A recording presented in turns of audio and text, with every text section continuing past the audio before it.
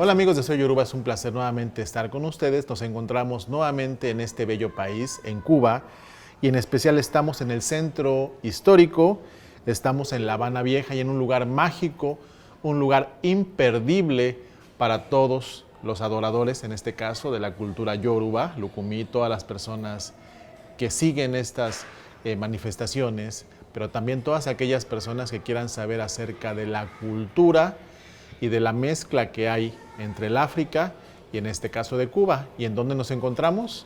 En la Casa de África. El día de hoy agradecemos profundamente al maestro en antropología, el director Alberto Granados, quien es director de la Casa de África, un hombre muy interesante y un hombre que nos va a platicar acerca de la magnificencia de este museo. Director, ¿cómo estás? Bueno, muchas gracias por estar aquí con nosotros, visitar Cuba y visitar específicamente el Museo Casa de África.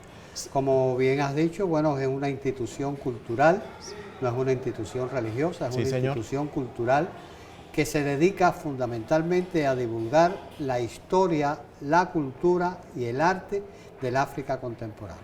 Ahora te pregunto, director, ¿cómo surge este proyecto o qué hace, en qué año surge y qué motivó a que este proyecto surgiera, esta Casa de África? Bueno, muy buena pregunta. Surge en la década de los años 80 la idea, ya desde los años 1984, el historiador de la ciudad, el doctor Eusebio Leal, y el comandante de la Revolución, Juan Almeida Bosque, tienen la idea de crear un museo para que nuestro pueblo conociera más sobre África, sobre todo sobre África subsahariana.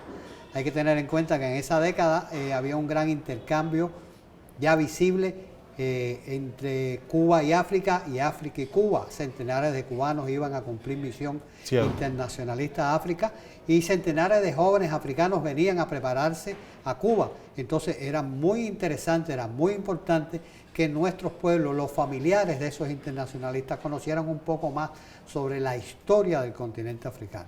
No la historia de la esclavitud como tal, sino la historia de África con sus grandes reinos, imperios, civilizaciones.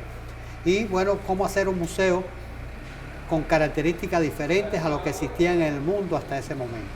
Porque en muchos países desarrollados, en grandes potencias de Europa, existen museos de África, pero que las piezas han sido producto del coloniaje, a partir de que fueron extraídas, a partir de todo ese proceso de la creación de las colonias en África. Sin embargo, en Cuba las piezas empiezan a llegar a través de regalos y donaciones que hace el pueblo africano al pueblo cubano. Para nosotros los cubanos es obvio, porque para nosotros los cubanos África es nuestro continente madre. Sí. Para nosotros África tiene una gran importancia por lo que ha significado la identidad africana en la cultura cubana. Entonces, pero era importante también conocer esa otra parte de la historia que era muy poco conocida, que en África también existieron civilizaciones muy importantes que fueron frenadas brutalmente por el proceso de colonización y de trata de esclavos. Trata de esclavos. Ahora, director, nos hablas acerca de que surge como una necesidad de dar a conocer en otras latitudes lo que sucedía o la idiosincrasia o la cultura, y ese fue el objetivo que propició la instauración de la Casa de África. Una pregunta que no tenía escrita. ¿Y habrá pasado lo mismo en esas naciones donde tuvieron presencia jóvenes cubanos que fueron a esas misiones, que también se instalara una Casa Cuba, por ejemplo, o una casa del Caribe? Bueno, en algunos países existen algunas instituciones porque hemos logrado intercambios culturales con algunos de estos países y hemos logrado poder llevar también el retorno de nuestra cultura hacia allá. O sea, cómo África, la cultura africana ha influido en la cultura cubana, pero también cómo después esta cultura cubana al retornar a África también ha influido. Eso se ha visto fundamentalmente en la música, en la música contemporánea africana, donde tiene gran influencia también de algunos ritmos ya caribeños cubanos que han sido apropiados y también se ven en algunos de estos países, en la zona de Tanzania, en la zona de Mozambique, en algunas regiones. Y sí, en algunos países, en Benin, en Nigeria no tanto, pero en Benin sí existen estos intercambios culturales y estamos tratando también de, por ejemplo, de llevar a la isla de Goret, un lugar donde fue depósito de esclavos para después trasladarlo hacia América. Algunos de estos elementos de nuestras culturas. ¿Esa isla dónde está ubicada? Está en Senegal. En Senegal. En Senegal. Okay. Está ubicada en Senegal. Entonces, bueno, sí estamos trabajando en esos intercambios. Pero el caso del Museo Casa de África es prácticamente un caso único hasta el momento, fuera de África, que reúnan culturas, que reúnan objetos, que reúnan elementos de diferentes países. Fíjense que nosotros no exponemos los objetos africanos por países, sino por manifestaciones culturales.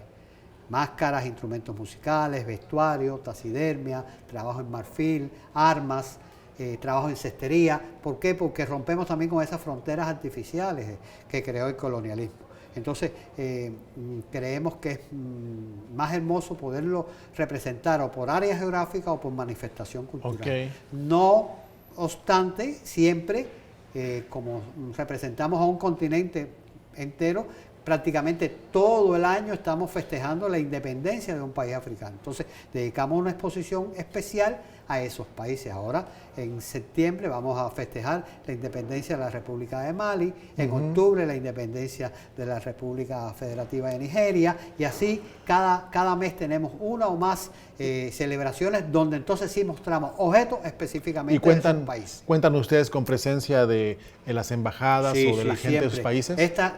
Precisamente el nombre se pudiese llamar Museo de África. Sí, señor. Sin embargo, decidimos mantener el nombre de Museo Casa de África, por el significado que tiene la casa, la familia, tanto en África como en Cuba. La familia en Cuba es muy importante. No solamente la familia consanguínea, sino también la familia religiosa. Entonces, la familia y la casa juegan un papel importante. Si ellos sienten esta institución como casa. No hay delegación africana que llegue al país que no visite el Museo de Casa de África. No hay delegación africana que venga al país y no traiga, aunque sea un objeto, al Museo Casa de África. Y no debiese también haber un turista o una persona que acoja la religión en sus diferentes manifestaciones que no debiese de venir a la Casa de África. Sí, creo que es muy importante porque aunque le decía que somos un centro cultural, no somos un centro religioso, pero sí tenemos objetos de un alto valor etnográfico. Creo que es de las colecciones etnográficas más importantes que existen en el país, religiosas, tanto de origen bantu como de origen yoruba, como de origen carabalí, porque muchos de estos objetos fueron estudiados por el gran sabio cubano Don Fernando Ortiz, que son estas cosas que mostramos en vitrina. Y muchos de estos objetos estuvieron en su momento consagrados en la religión, o sea que son objetos reales. Sí. Lo que pasa es que lo tratamos de ver desde el punto de vista cultural, desde el punto de vista antropológico, explicar el por qué tomaron esas características en Cuba y no en otras regiones del Caribe o de América, el por qué en Cuba se mantienen vivas hoy, sin embargo en algunas regiones de África han desaparecido, cómo se fueron agrupando por los diferentes procesos etnolingüísticos y fueron creando esas verdaderas familias religiosas que se fueron además mezclando entre ellas. Claro. Director, ¿significó algo en especial que se haya fundado el 6 de enero del 86? ¿Algo fue en específico? Sí, fue... no se podía inaugurar otro día. Okay. Tenía que ser el 6 de enero porque coincidieron varias cosas. En 1986 se estaban cumpliendo 100 años de la proclamación oficial de la abolición de la esclavitud en Cuba. Okay. Digo la proclamación oficial porque en Cuba hubo esclavitud hasta el 1898. Okay. Clandestina, pero existió. Hubo esclavitud. Sí. Eran métodos de esclavos. Hasta la intervención norteamericana en Cuba, que fue uno de los procesos más tristes de nuestra historia. Y el 6 de enero, porque es un día de resistencia cultural. Okay. Aún en la memoria de las personas recuerdan que los antepasados le contaban de que el 6 de enero los africanos y africanas esclavizados y libres salían a las calles de San Cristóbal de La Habana a recordar sus culturas y se disfrazaban. Para los turistas, para los visitantes, ese día era un día de esplendor, era como un carnaval. ¿Se habrán disfrazado de qué, Alberto? De lo que encontraran que pudiesen rememorar su cultura de origen. ¿Salían tocando algún batá? Salían tocando los tambores, salían cantando en sus lenguas, eran tratando de retomar esa identidad que se les quería que se perdiera y que ellos mantenían a través de la tradición oral y a través de los cantos y las danzas y los pataquíes, las historias, y que por eso fue y es el elemento fundamental que se inauguraron 6 de enero. Y es por eso que la Casa de África tradicionalmente realiza un evento de antropología social y cultural que comenzamos siempre alrededor del 6 de enero. En el 2024, el 6 de enero, vamos a comenzar, y siempre con la salida de ese cabildo, recordando aquellos elementos. No haciendo una réplica exacta de lo que se hacía, porque podía ser imposible, pero sí representando a través de grupos portadores de las culturas africanas actuales esos elementos de la africanidad que viven cotidianamente en el cubano. Usted habló acerca de que uno de los objetivos primordiales que motivaron. ¿Quién fue quien fundó el museo, maestro? Bueno, el doctor Eusebio Leal. Eusebio Leal. Y usted 4 años después llega a este museo. Como director. Como director. Dice que uno de los objetivos primordiales fue eliminar las fronteras ficticias del colonialismo. ¿De qué fronteras se hablan o se hablaba en ese entonces, don Alberto? Se hablan de esas fronteras que dividían a las áreas geográficas de Benin y Nigeria, donde quedaron familias separadas de un lado y otro. Esas fronteras que realmente fueron determinadas en una oficina, en un mapa, y quedaron divididas. Si usted ve las fronteras de África, son las más rectas, son las más...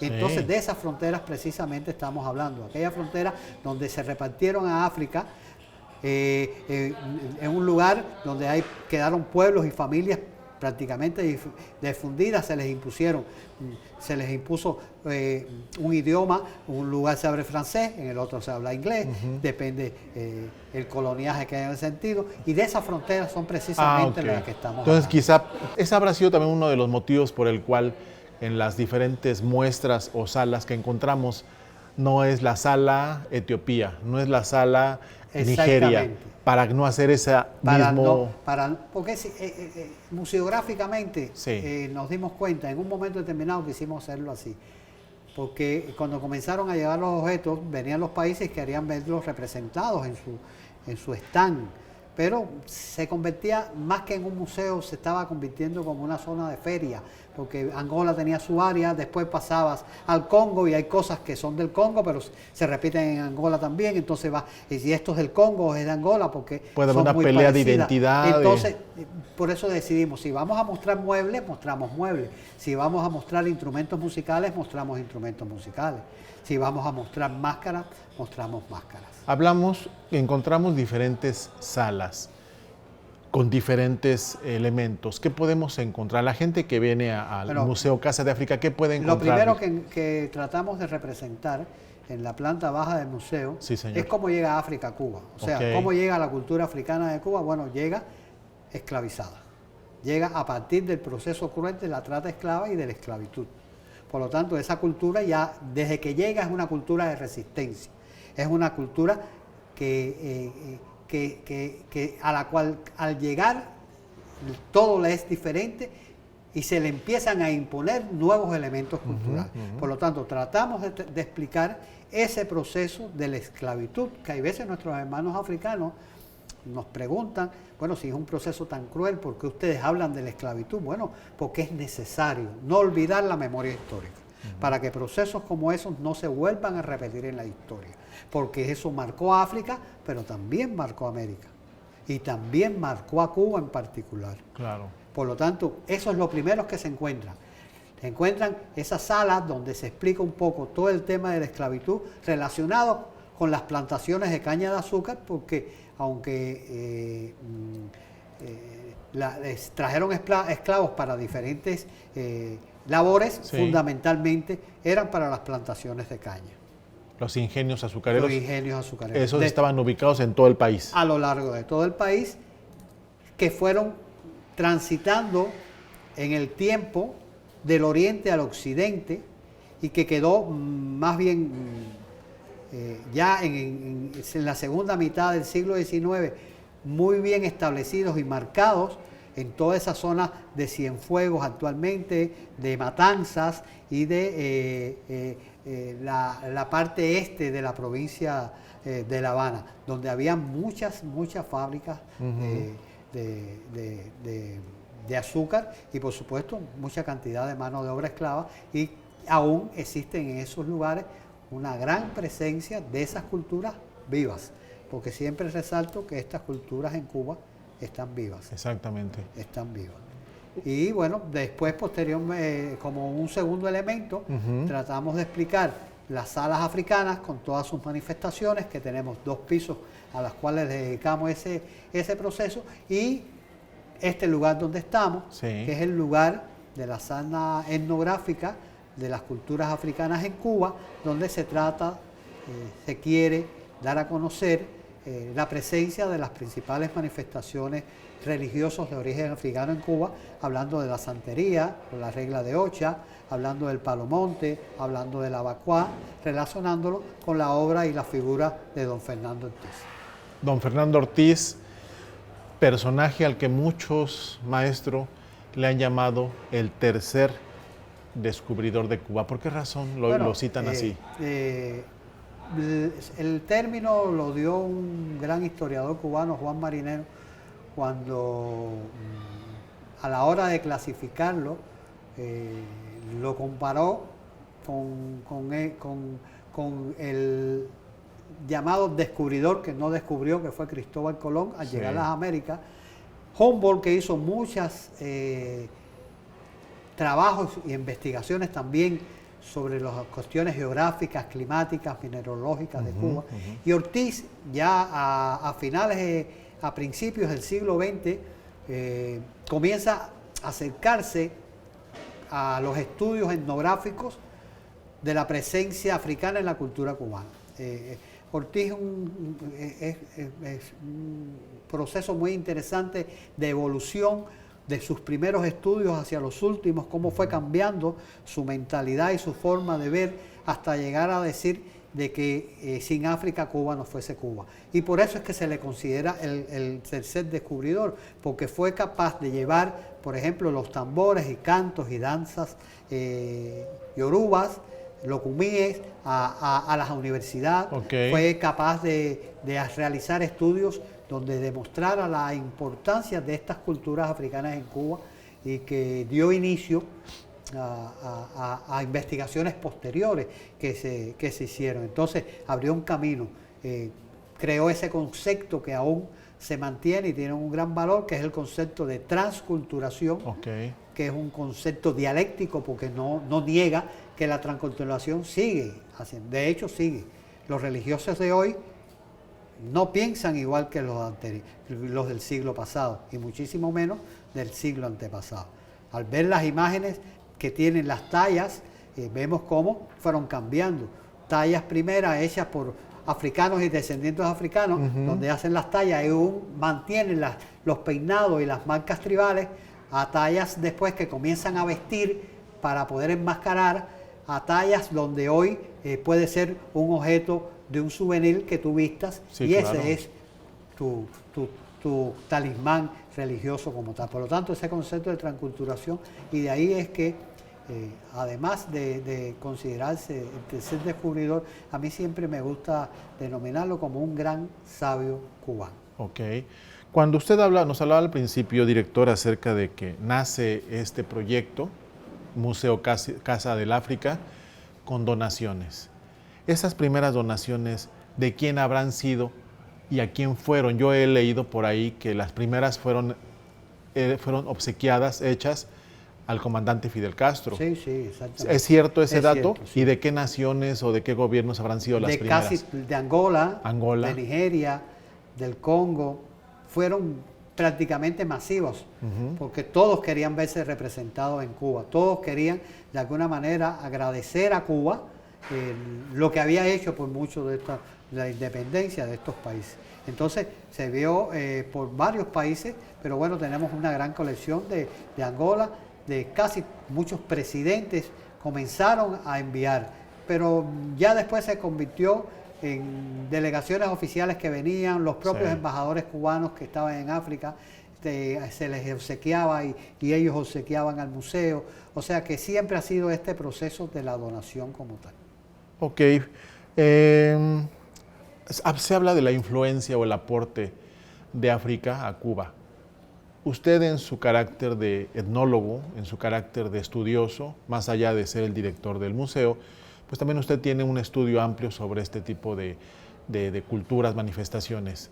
En su experiencia, maestro, ¿cuáles habrán sido esos aportes significativos que le aportó, valga la redundancia, que le dejó la africanía a Cuba? Bueno, en todo. En todo. Yo creo que en todo. No se puede separar porque sería muy difícil. Sí. Se ve más visible en la música, se ve más visible en la danza, en algunos vocablos, en la forma de ser del cubano, en la forma de caminar, en algunos vocablos, en algunos elementos de la comida, pero no tanto porque al africano no se le permitía elaborar sus propias comidas de origen, sino las que se le imponían. Y de estas posteriormente ellos se las atribuían a sus dioses o orichas como forma de ofrenda, pero en casi todos los elementos de la cubanidad. Por eso es que Ortiz define como un concepto importante dentro de esta conformación de la nación cubana el concepto de cubanidad, no de afrocubanidad, sino el concepto de cubanidad.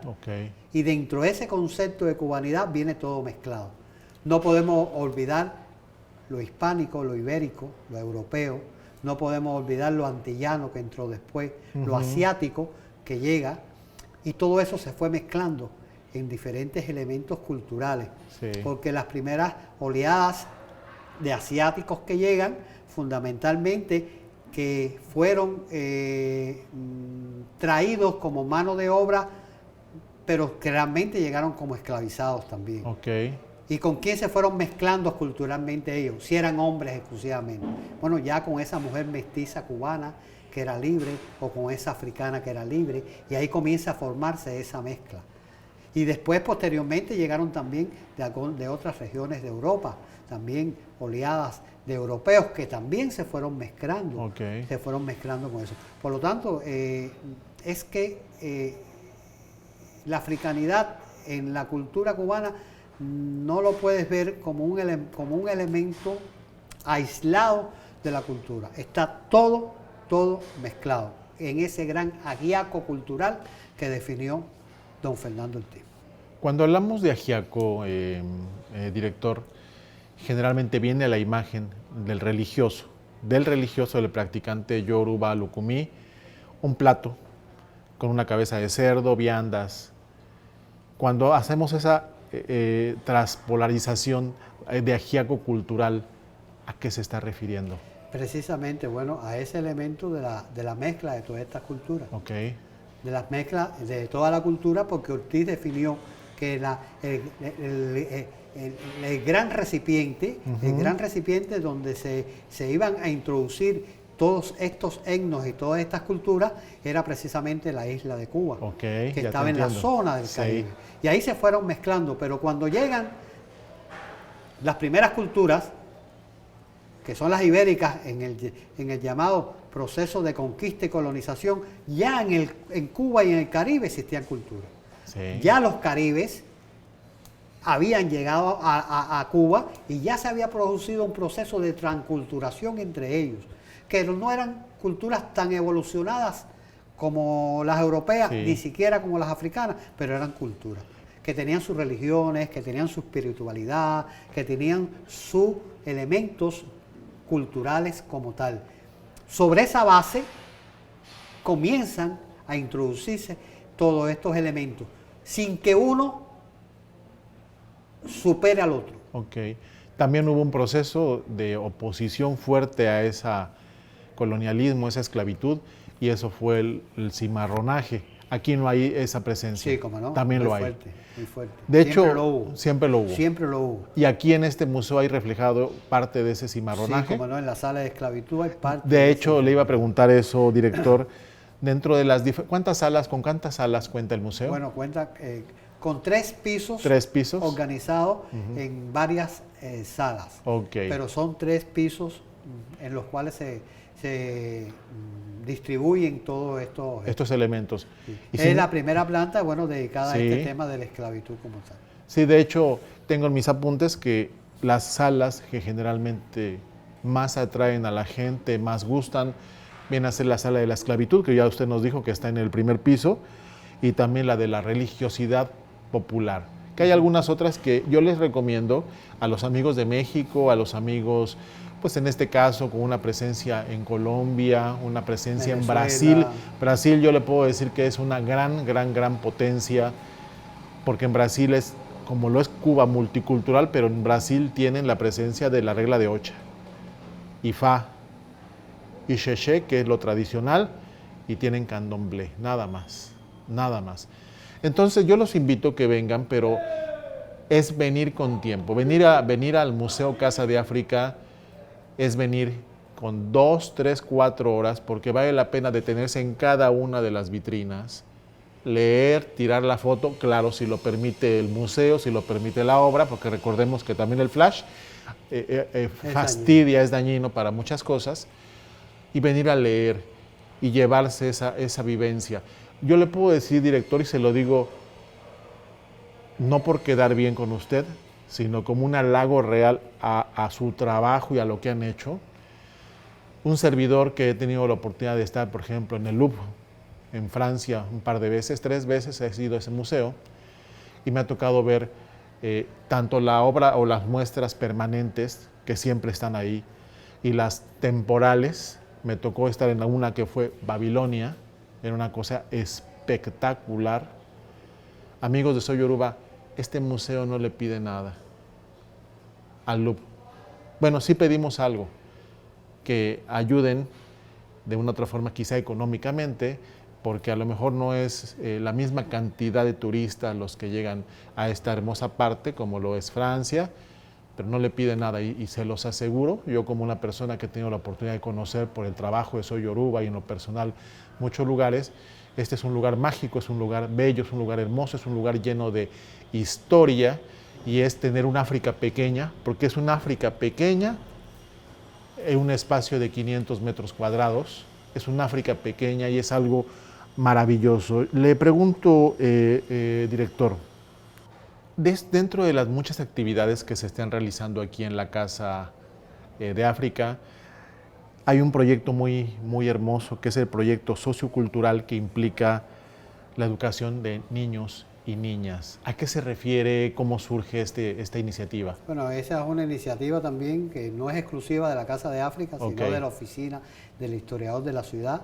Surge en el momento en que se declara La Habana el Centro Histórico Patrimonio de la Humanidad, y el dinero que la UNESCO aporta, lo aporta fundamentalmente para restaurar las fortificaciones militares y los restos de la muralla. Y el doctor Eusebio Leal dice que, bueno, que era muy importante en un proyecto social como el de Cuba también restaurar las escuelas. ¿Cómo restaurar las escuelas?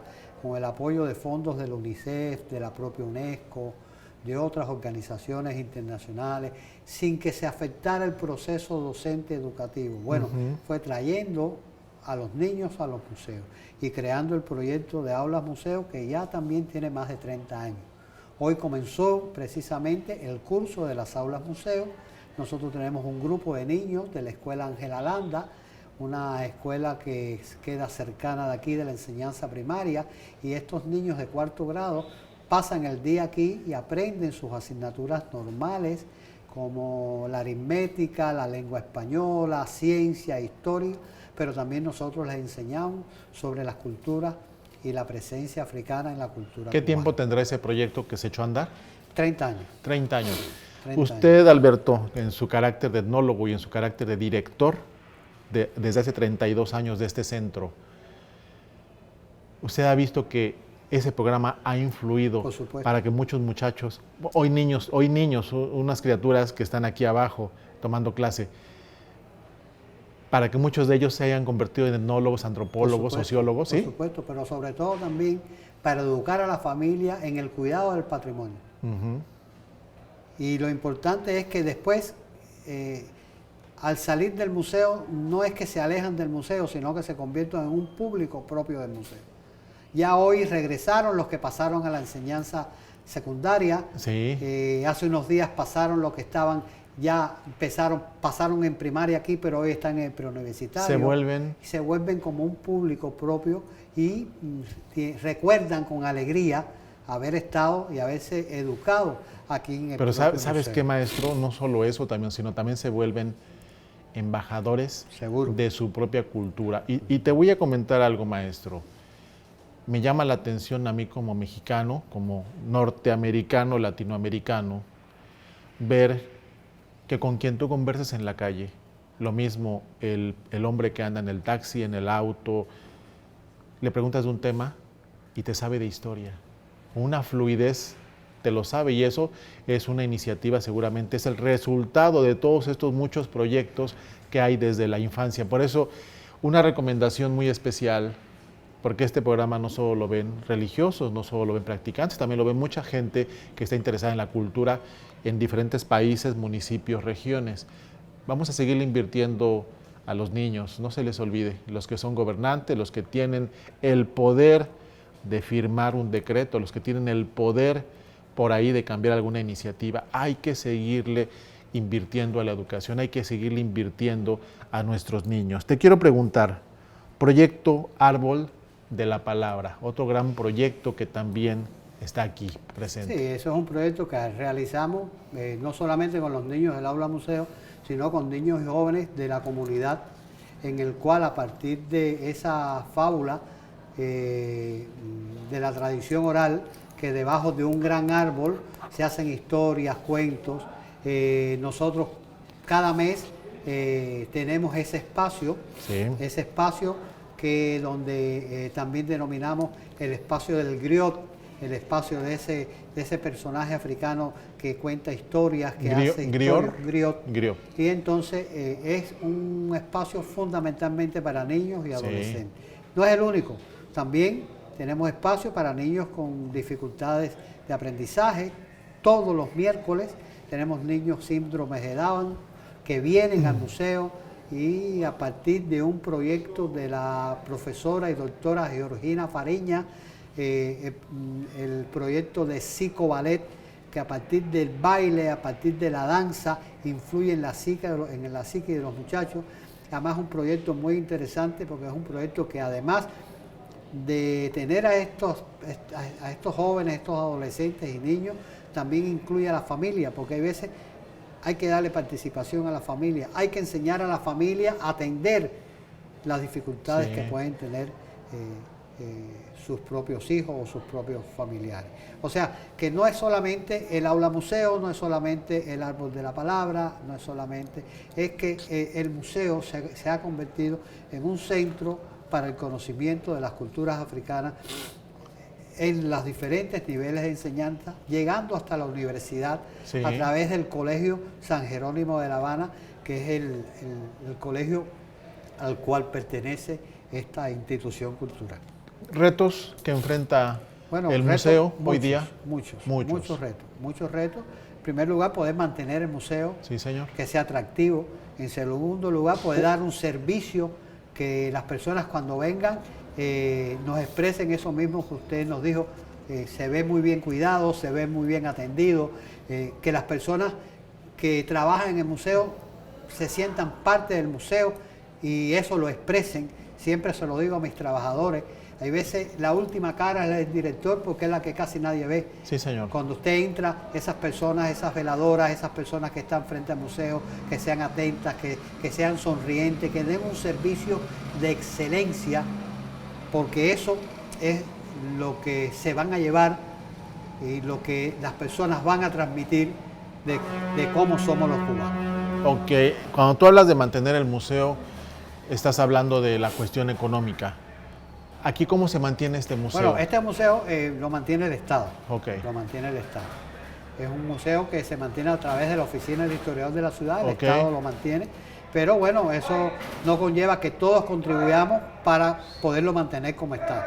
Porque no podemos tampoco esperar que nos los den todos, porque nos pasamos más tiempo de nuestras vidas diariamente en el museo que en las propias casas. Sí. Entonces hay que mantenerlo bien y nada, eso es lo que tratamos de hacer y de brindar. ¿Está abierto el museo a donativos, maestro? Siempre está abierto a donativos. Y cuando hablamos de donativos no estamos hablando, amigos de Soy Yoruba, solamente de si tú tienes alguna pieza de valor histórico, de valor etnológico, antropológico para el museo, sino también estamos hablando de lo que es la aportación económica, porque vaya que las bombillas, el clima, que de repente hace falta un clima, Alberto, pero es difícil, por un espacio tan grande se pierde, pero hace falta un clima, hace faltan muchas cosas y créanmelo, que vale la pena. Entonces, tú vienes de México, tú vienes de Colombia, tú vienes de Brasil, del país donde vengas, y si el boleto de entrada, el ticket vale, voy a decir una cantidad, 3 pesos, 3 dólares, lo que valga, ¿por qué no dejar los 5?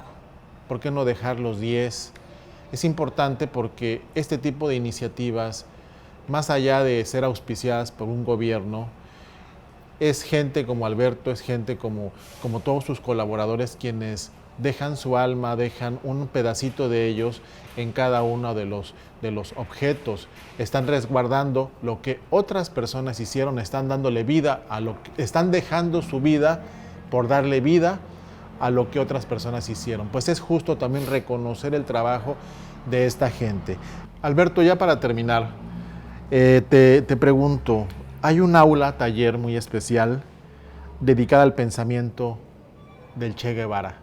Platíqueme de esa aula, Alberto. Bueno, sabemos que también de alguna manera la presencia del Che en África marcó también en el siglo pasado, en el año 1965, su presencia en el Congo. Y bueno, dedicamos a través de esa figura, le llamamos del África liguera, el pensamiento vivo de Che, no solamente reconocer la personalidad de Ernesto Che Guevara, sino de todos los internacionalistas cubanos que de alguna manera fueron a África desinteresadamente, muy jóvenes.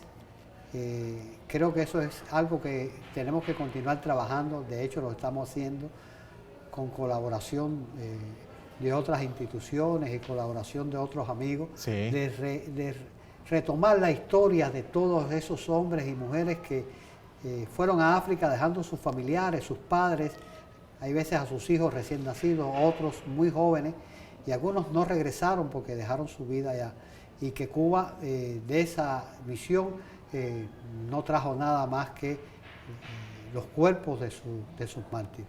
Entonces, en recordación de eso y como figura emblemática, importante, que es el Ernesto Che Guevara, quisimos anualmente recordar a esos hombres y mujeres a través de ese taller del África liguera, el pensamiento vivo del Che.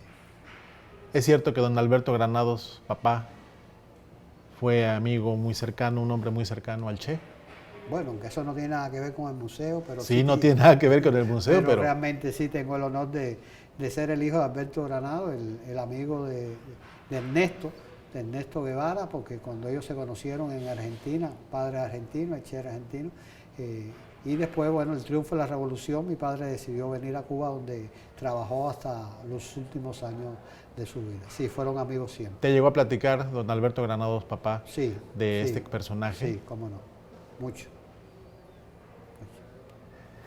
Y Alberto, para terminar, porque yo hay algo que no puedo dejar pasar, digo, independientemente de ser tú el director del Museo de la Casa de África, un lugar mágico, como les comento también, el maestro en antropología, sí, Alberto Granados, es coordinador nacional del proyecto Ruta del Esclavo de la misma UNESCO.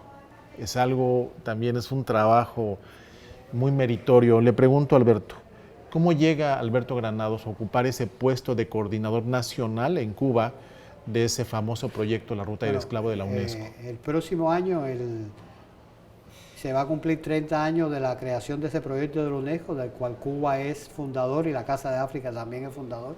El presidente fundador es el doctor Miguel Barnet, por sus numerosas responsabilidades en la cultura cubana, en la UNIAP y en otras instituciones, como es la propia Fundación Fernando Ortiz. A veces no podía realizar todo ese trabajo y bueno, tuvo bien crear una comisión cubana para el trabajo a lo largo de toda la isla de este proyecto, que gracias a Cuba ya cambió también de nombre, ya no es la Ruta del Esclavo, sino la Ruta de Hombres y Mujeres Esclavizados, Libertad, Resistencia y Patrimonio. Creo que es más justo, porque ya tampoco ver al ser humano como esclavo, como una ruta, como una mercancía, sino que eran seres humanos que fueron esclavizados, que es el término más justo. Es una gran responsabilidad, la cual trato de llevar conjuntamente con mi trabajo educativo, como profesor de la universidad, con mi trabajo como director administrativo, como mis investigaciones a través de este proyecto, y que se materializa cada año en lo que realizamos en el taller de antropología social y cultural afroamericano, que ya están abiertas su convocatoria, que vamos a pasar también a su canal para que sean divulgados, porque sí es un gran fenómeno cultural, señor, donde intervienen investigadores, académicos, religiosos, practicantes, grupos portadores de la cultura, y creo que es una oportunidad donde, como ese verdadero ajiaco, que es la cultura cubana, el evento también se conforma con un verdadero ajiaco académico, cultural y científico. Y también para que las diferentes escuelas, los diferentes institutos latinoamericanos, principalmente especializados en etnología, antropología, antropología social, pues también haya un acercamiento y puedan trabajar de una forma u otra, que también en algún momento les interesa la presencia del maestro Alberto Granados en tu universidad, en tu país, que pueda haber esos vínculos para que haya ese estudio y que también puedan ustedes traer el bagaje o su ajiaco, como decía en este caso el maestro Ortiz, el bagaje de su cultura en este lado a Cuba. Te agradezco mucho, director, que nos hayas permitido estar aquí en este lugar hermoso, en este lugar paradisiaco lleno de cultura, Museo Casa de África. Recuerden, está ubicado en Obra Pía 157.